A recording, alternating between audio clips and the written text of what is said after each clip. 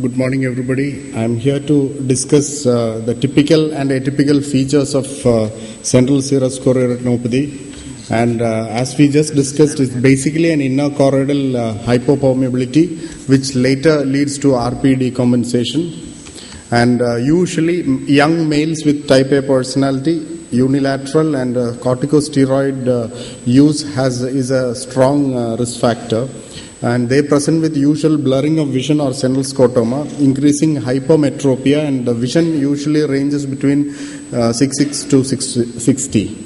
And even after the acute CSCR resolves and the vision returns to normal, usually the contrast sensitivity remains to be subnormal. And coming to the typical picture, a young male with acute localized serous detachment at the macula, and angiography, it shows point leakage, ink blot type of leakage in 93% of the cases. And smokestack type of leakage is seen angiographically, like here, in around 7% of the patients. The natural history, around 60% of the cases of acute typical CSCR resolves within 3 months without intervention spontaneously. Now the slight atypia starts here when you have a subfoveal ink blot and a perifoveal smokestack, which cannot be managed with a conventional focal laser. You have to go to either TTT or PDT, which will be discussed later. So the post-TTT photograph showing complete regression. Again, persistent CSR more than 6 months with subfoveal ink blot leakage. Again, it's an atypical feature. We have to resolve to either one of the, not the conventional method of management. The atypical CSR happens usually in older patients with RP degeneration, pigmentation, and usually they have bilateral involvement. And one atypia is a subfoveal PED like this, seen here, a large subfoveal PED. And this happens within 5 to 60% of the cases of CSCR. And here we have a patient with very large PED with a leaking edge of the PED in a smokestack, a typical smokestack pattern here. So this, if you follow the conventional focal laser to the edge of the PED, sometimes could be disastrous, as in this patient, where it has ripped the RP following the focal laser, and you have a large dense subretinal fibrin under the macula and a large serous detachment with the inferior RD. So typical CSR, now OCT showing a subfoveal PED, and here also the large PED with leakage on fluorescent ICG angiography, and post-treatment the PED goes down and then the fluid resolves. So this another atypical feature is bilateral multiple PEDs, and in the left eye shows multiple actively leaking PEDs. So this is also an atypical presentation wherein you cannot resort to treat with a focal conventional treatment modality. Another atypical form of CSCR is you see a subretinal grayish white lesion with minimal fluid under the macula, should not be mistaken for a CNVM. Occult type of CNVM. There is no point leakage here on angiography, but there is a late non-specific leak in the area of lesion. So this is a CSCR with subretinal fibrin and multiple PEDs. So that's a clue for CSCR. And ICG angiography in these cases show hyperpermeability in the midface, and the OCT shows subfoveal PED, subfoveal fibrin, and serous detachment at the macula. So one of the treatment modalities, TTT or PDT, the fluid goes away, only the multiple PEDs remain, and the only dry macula with PEDs. Another leakage with a non-specific type of atypical leakage you see on angiography, and OCT shows some PED, subretinal dot echoes. This is actually the fibrin which looks on the OCT, and post-treatment showing resolution of fluid, fibrin, everything. Again, a typical CSR with a bridging tissue. So these are PEDs, and you have bridging tissues connecting to the PED, and sometimes this bridging attachment should be the point of leakage on angiography, and micro rip like this can be the source of leakage in fluorescein angiography. Again, a typical leakage with bridging tissue connecting to the PED. Post TTD showing the tissue getting released, and it becomes a typical CSR with smokestack pattern after 3 months, showing a complete resolution post treatment.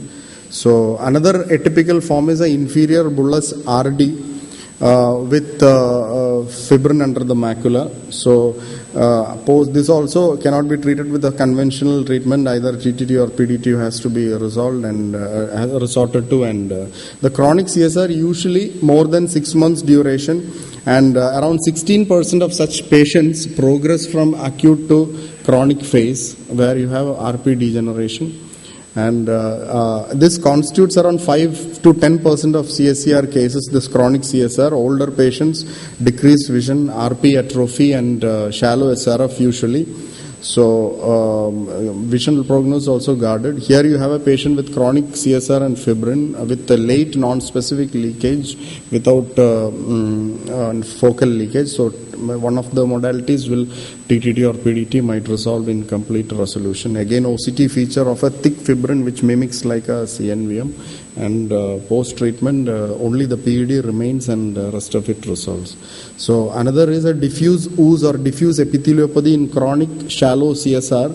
Like here the angiography and ICG shows hyperpermeability leakage post-treatment. Again with foveal thinning the CSR resolves. Another feature is angiography and ICG angiography correlation. Sometimes you see angiographic ICG angiography show hyperpermeability in not corresponding to the area of fluorescein angiography. So post PDT or TTT, the hyperpermeability resolves in the area of treatment. Here you see a hypopermeability in that area. Again, even in an almost resolved CSCR with a small PED, you see a lot of leakage on ICG angiography, and even in the other eye, uninvolved eye, you see hyperpermeability in ICG angiography. With chronic CSR and no obvious leak, again on angiography, you see multiple areas of hyperpermeability in this ICG. So the question is whether to base your treatment on based on the ICG angiography or fluorescein, which we resort mostly to fluorescein-based treatment. So recurrent CSR happens in 15 to 50% of the cases of CSR, less bullous, poorer vision prognosis, and reduced final vision compared to the acute CSR. So the predictors of poor visual acuity, the most common picture is like this. You have multiple cystoid changes and RP degeneration. Sometimes the OCT picture may be confused for a CNVM also, but this is actually cystoid macular degeneration, which is a late complication of CSR, chronic CSR. So this is a poor prognostic factor. Other poor prognostic factors are presence of secondary CNVM, persistent PEDs and SRF, duration more than 5 years. Some studies showed more than 3 years, and subretinal gliosis or fibrosis. So secondary CNVM happens in 0.3 to 2% of chronic CSR cases. And coming to lesions looking like this, so the similar picture you would see like a typical CSR and a serous PED like this should not be confused for a PED like this. Here the clue is a notched PED, irregular PED, and sometimes you see under the pigment epithelium you see dot echoes on the OCT, and the discontinuity of the Brooks membrane layer, which also suggestive of fibrovascular PED or sometimes in polyps. So occult CNV has a different type of leakage. It's a stippled hyperfluorescence with late non-specific leak suggestive of occult CNVM. ICG might show a hot spot like this, which is not a usual feature of a chronic CSR, which shows a diffuse in the mid-phase hyperpermeability. And ONH pit can have in 45% of the cases CSR type of macular detachment. and but this usually starts with a skytic changes in the OCT like this, and on angiography you will not see any point leakage like a CSCR. So this entity should be kept in mind and should look for a pit like this, small pit on the edge of the ONH. Another differentiating condition we should not get confused is a polypoidal choroidal vasculopathy can sometimes present with serous PED, sometimes serosanguinous where the picture is diagnosed is clear cut, but in this case the angiography will show multiple nodular focal areas of nodular hyperfluorescence, and you many a case will see branching vascular network on ICG angiography, where this should be done to differentiate the condition. Another condition is with serous macular detachment on OCT with a elevator like this could be a choroidal hemangioma, but here we could see a orangish mass at the posterior pole. Also the angiographic pattern of hyperfluorescent fine lacy network called multi-lake appearance within the intrinsic vessels of the angioma, and late leakage is characteristic of choroidal hemangioma with serous detachment. Another case is APM-PP, which is a uveitic entity with multiple posterior gray-white lesions, and here the angiography will show like this early hypofluorescence and late hyperfluorescence, unlike in CSCR and ICG angiography is also hypofluorescence in early and both in early and late phases. And Harada's disease is another uveitic entity which can present with multiple serous detachment of the macula.